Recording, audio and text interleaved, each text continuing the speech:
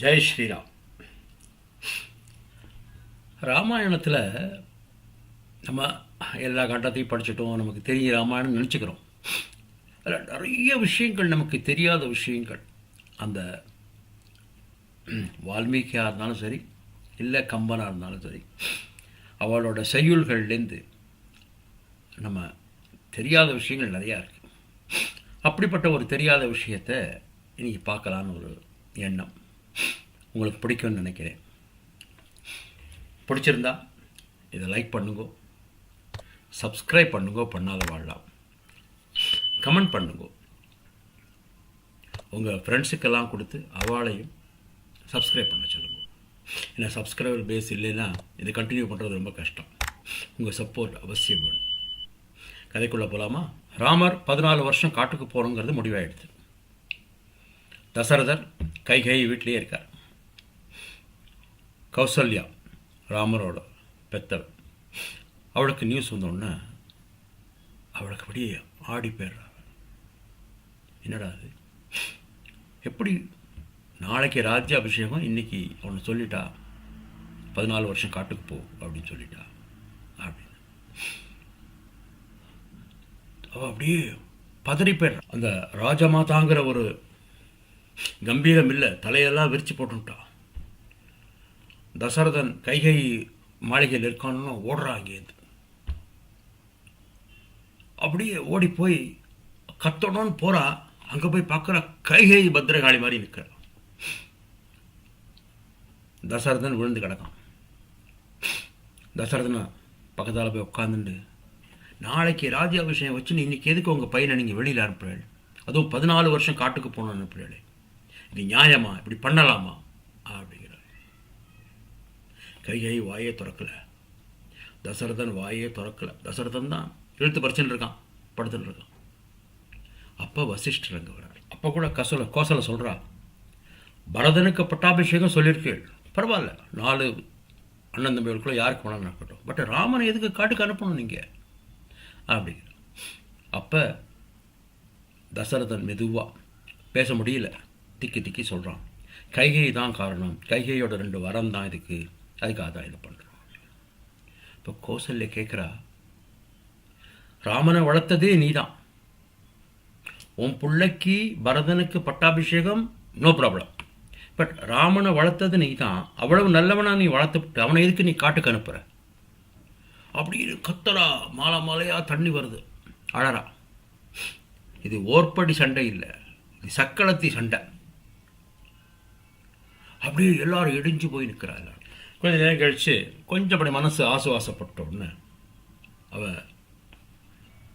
கௌசல்யா சொல்கிறா தசரதன்ட்ட, கவலைப்படாதீங்க, ராமன் திரும்பி வந்துடுவான், காட்டுக்கு போக மாட்டான், பரதனை நாட்டை ஆளட்டும், பரதன் நாட்டை ஆளற போது ராமன் இங்கே திரும்பி வந்துடுவான், காட்டில் போய் 14 வருஷம் இருக்க வேண்டாம், நான் அவன்கிட்ட பேசுகிறேன் அப்படிங்கிறான். அப்படி தசரதனுக்கு ஆறுதல் சொன்னால் கூட அந்த கௌசல்யா மனசில் தோன்றுறது, ராமன் திரும்பி வந்துடுவான் அப்படின்னா அப்பா பேச்சு மீறிட்டான்னு அர்த்தம், இல்லை காட்டில் 14 வருஷம் இருந்தான்னா அத்தனை கஷ்டங்களையும் அனுபவிக்கணும்னு அர்த்தம். இதில் எது சரி, நம்ம இதை எப்படி தடுக்கிறது, இதில் தசரதன் சொன்ன வார்த்தைக்கும் ராமன் கட்டுப்பாடணும், இதுக்கு என்ன பண்ணலாம் அப்படின்னு யோசிக்கிறார். ராமன் லக்ஷ்மணன் சீத்தையோட மந்திரி சுமந்திரன் போயிருக்கான். அவன் எப்படியாவது கன்வின்ஸ் பண்ணி ராமனை கூட்டின்னு வந்துடுவான். 2வது, அத்தனை அயோத்தியிலேருந்து அத்தனை பேருக்கா ராமன் பின்னாடியே காட்டுக்கு, அவளோட அன்பே ராமனை திருப்பி கூட்டின்னு வந்துடும் அப்படின்னு என் மனசுக்குள்ளே ஒரு ஆசுவாசப்படுத்திக்கிறார். ஆனால் சுமந்திரன் வெறுங்கையா திரும்பி வரான். சுமந்திரன் வெறுங்கையா திரும்பிட்டான், ராமன் காட்டுக்குள்ளே போயிட்டான் அப்படின்ன உடனே தசரதன் செத்து போயிட்டான். தசரதனால் அந்த வலி தாங்க முடியல, அவன் செத்து போயிட்டான். சுமந்திரன் ஏமாற்றமாக திரும்பி வந்துட்டான், ராமன் திரும்பி வரல. தசரதன் அதை கேட்டு செத்து போயிட்டான். கோசலைக்கு பைத்தியம் முடிச்ச மாதிரி ஆயிடுது. இப்போ அப்படியே திரும்பி தன்னோட சக்களத்தி கையேட்டி கத்துறா, உனக்கு இப்போ சந்தோஷமா, அவனை நைஸாக ட்ரிக் பண்ணி தசரதன்ட்டேருந்து அந்த 2 வரத்தை நீ வாங்கி நீ உன்னோட விருப்பங்களை சாதிச்சுட்ட, நீ இது உனக்கு இப்போ சந்தோஷமா, உனக்கு சந்தோஷமானு சொல்லிட்டு அப்படியே பெத்த தாய் இல்லையா மயங்கி அப்படியே புருஷன் மேலே விழுந்துடுறான். இதை கம்மன் சொல்கிற போது எப்படி சொல்கிறான், வடிதாள் கூந்தற் கேகயன் மாதே மதியல் வடிதாள் கூந்தற் கேகயன் மாதே மதியாலே பிடித்தாய் வையம் பெற்றனை பேராவரம் இன்னே முடித்தாய் அன்றே மந்திரம் என்றாள் முகில்வாய் மின் துடித்தால் என்ன மன்னவன் மார்பில் துவழ்கிறாள். கம்பன் சொன்னது கேட்டா கண்ணிலிருந்து ஜலமே வந்துடும். ஒரு தாயாரோட மனவேதனை அப்படியே கொட்டுறான் கம்பன். கொஞ்ச நேரம் கழிச்சு தான் மாமா வீட்டுக்கு போன பரதன் திரும்பி வரான். திரும்பி வந்தோடனே இந்த நியூஸ் அவனுக்கு கேட்குறது, டீட்டெயில்ஸ் எல்லாம் தெரியாது. அம்மாவனால தான், அம்மா கைகையினால தான் ராமர் காட்டுக்கு போயிருக்கார் சொல்லிட்டு கத்துன்னு கத்துறான். நீ ஒரு தாயா, நீ நாங்கள் 4 பேரும் ஒன்று, நீ எப்படி நீ ராமனை காட்டுக்கு அனுப்பிச்ச அப்படின்னு சொல்லிட்டு, நான் காட்டுக்கு போவேன், போய் ராமனோட கால் பணிஞ்சு பாதம் பணிஞ்சு அவனை கூப்பிடுவேன், திரும்பி வான்னு கூப்பிடுவேன். அவன் திரும்பி வரலேனா நான் அங்கேயே என்ன மாய்ச்சி விடுவேன், கொஞ்சம் செத்துப்படுவேனா அப்படிங்கிறான். இதை கேட்ட உடனே அந்த கௌசல்யாவுக்கு அப்படியே அந்த பரதன் மேலே அவ்வளவு அன்பு வருது. பார், 4 பிள்ளைகளும் ஒரே மாதிரி இருக்கா, 4 பிள்ளைகளும் ஒருத்தருக்கு ஒருத்தர் விட்டு கொடுக்கல, என்ன பாக்கியம் அது அப்படி. ஐயோ, நான் கூட இதெல்லாம் விஷயம் தெரியாமல் அந்த கைகேயி மேலேயும் தசரதன் மேலேயும் இவ்வளோ கோச்சிந்தேனே அப்படின்னு சொல்லிட்டு வெக்கப்படுறாங்க. ஒரு தாய் உள்ளம் அங்கே வெக்கப்படுறாரு. தன் பையன் ராமன் புருஷோத்தமன், நான் அவனோட தாயா, நான் இவ்வளோ இந்த விஷயத்துக்கு நான் வந்து இவ்வளோ சண்டை போட்டேனே, இவ்வளோ கத்தி ஆர்ப்பாட்டம் பண்ணிட்டேனே அப்படின்னு தன்னைத்தானே அவள் பழிச்சுக்கிறாள். அப்புறம் பரதன் சொல்கிறான், நாங்கள் காட்டுக்கு போகிறோம், நீங்களாம் வேணா 3 பேரும் வாங்கோ அப்படிங்கிறான். கோசலைக்கு அவ்வளோ சந்தோஷம், ராமனை பழையபடி பார்க்க போகிறோமே, காட்டில் போய் பார்க்கலாம், அவனை கன்வின்ஸ் பண்ண பார்க்கலாம் அப்படின்னு தன்னோட 2 சக்களத்தையும், யார், கைகேயி சுமித்ரை, 3 பேரும் கிளம்பி காட்டுக்கு போகிறா. போகிற போது யோஜனை பண்ணிட்டு போகிறா, ராமன் வருவானா இல்லை அப்பா சொல்ல மீறாமல் அங்கேயே தங்குவானா அப்படின்லாம் யோசிச்சுட்டே போகிறா. எங்கே காட்டுக்கு போகிறா. ஒரு தாயோட உள்ளத்தில் ஒரு செகண்டுக்குள்ளே எவ்வளவெல்லாம் மாற்றங்கள், ஒரு செகண்டுக்குள்ளே எவ்வளவெல்லாம் யோஜனைகள் தாங்க முடியல. கம்பனோட வர்ணனைகள் கண்ணிலிருந்து ஜலம் வந்துடும், அவ்வளோ அழகாக சொல்லியிருக்கான். அயோத்தியா கிட்ட இருக்கிற கங்கை கரைக்கு போயாச்சு. அங்கே குகன் நிற்கிறான். இவ்வளவு தான் நதி கடந்து அங்கே கொண்டு போய் அழைக்க விடணும். அப்போ பரதன் வந்து குகனை இன்ட்ரோடியூஸ் பண்ணுறான் கௌசல்யாவுக்கு. அம்மா தான் ராமர் அண்ணாவை கூட்டின்னு போனாங்க அப்படின்னு. அவனை பார்த்தோன்னே அவளுக்கு கௌசல்யக்கு அவ்வளவு அன்பு, தாய் பாசம் வந்துட்டு தான் குகன் மேலே. சொல்கிறா, நீங்கள் 4 பேரோடு சேர்ந்து குகனையும் சேர்த்து 5 பேர் ஆயிட்டீர்கள் அப்படின்னு. 4வரான நீங்கள் 5வரான அப்படிங்கிறான்.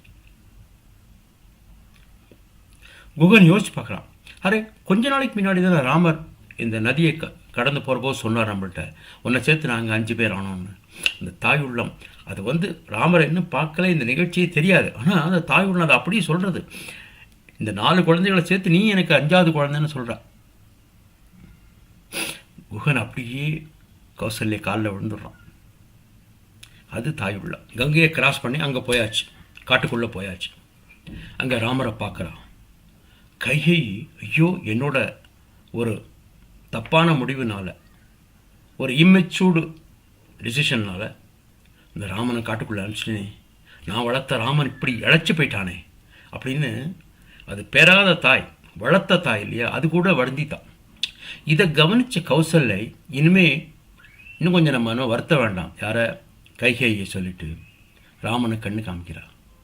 ராமன் முதல்ல வந்து தன்னோட அம்மாவுக்கு நமஸ்காரம் பண்ணலை, கைகேயோட காலை பிடிச்சி அந்த தாய்க்கு வந்தனம் சொல்கிறோம்.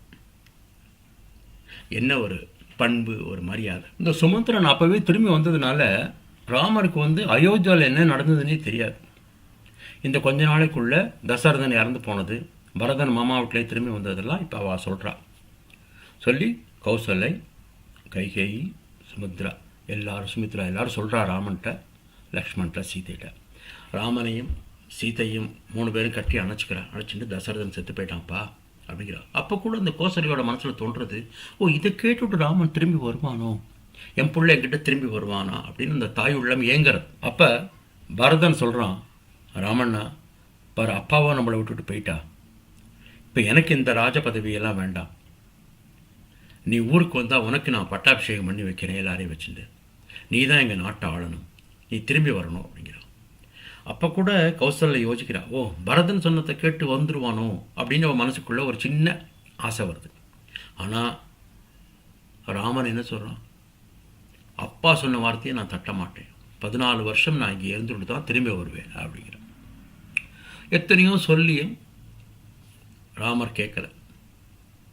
அப்புறம் இவா எல்லாரும் திரும்பி வர்றதுக்கு முன்னாடி ராமர் சொல்கிறான், அப்போ நீ வரலேன்னா நான் ராஜாவாக இருக்க மாட்டேன், உன் கால் செருப்பை கழட்டி கொடு, உன்னோட செருப்பை தான் பாதுகையை தான் நான் வந்து ராஜாவாக அங்கே வைப்பேன்னு சொல்லிட்டு அயோத்திக்கு திரும்பி வந்து ராஜ சிம்மாசனத்தில் ராமரோட பாதுகைகளை தான் வைக்கிறான். டெய்லி அந்த பாதுகைகளுக்கு பூஜை பண்ணுறான். அங்கே 14 வருஷம் கைகை கோசலை அவள் என்ன பண்ணுறா, ஒவ்வொரு நாளாக கட் பண்ணிட்டு வரா டேட்டை.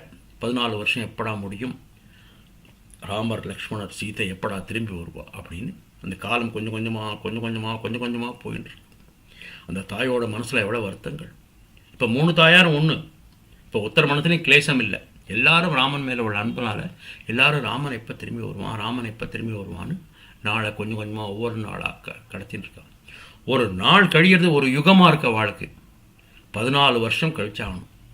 ரொம்ப கஷ்டப்பட்டு மனசை தானே வருத்திண்டு அவள்லாம் ராமனோட வரவுக்காக எதிர்பார்த்து காத்துட்டுருக்கா. 14 வருஷம் முடிய போகிறது. இன்றைக்கி தான் லாஸ்ட் டே. 15வது வருஷம் நாளைக்கு ஆரம்பிச்சிடும். ஸோ ராமர் வரணுமே. ராமர் வரத்துக்கு வரவே இல்லை, நியூஸும் இல்லை, உள்ளுக்குள்ளே வரல ராமர். இவன் வந்து நெருப்பு, ஒரு வயலில் நெருப்பு கட்டிட்டான், அதில் தீ குளிக்க போகிறான். ராமர் வரலன்னா நான் தீ குளிச்சுடுவேன் அப்படிங்கிறான். கௌசல்யா சொல்கிறா, பரதா கொஞ்சம் வெயிட் பண்ணு, ராமன் காட்டுக்கு போனதும் காட்டிலேருந்து இவன் இன்றைக்கி திரும்பி வர்றதுக்கு லேட்டாகிறதுமே ஏதோ கடவுளோட ஒரு டெசிஷன். நீ ஒன்றும் பண்ணாத, நீ வெயிட் பண்ணு.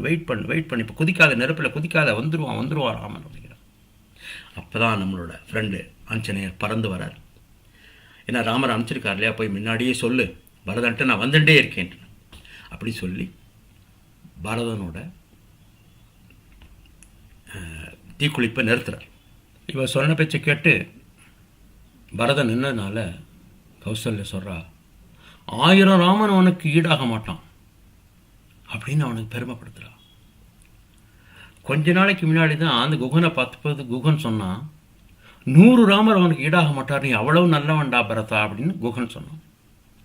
பாருங்கள், அந்த தாயோட உள்ளம் தம் பிள்ளைக்கு மேலே தம் புருஷனோட இன்னொரு பிள்ளைக்கு என்ன ஒரு மதிப்பு கொடுக்கறது பாருங்கள்.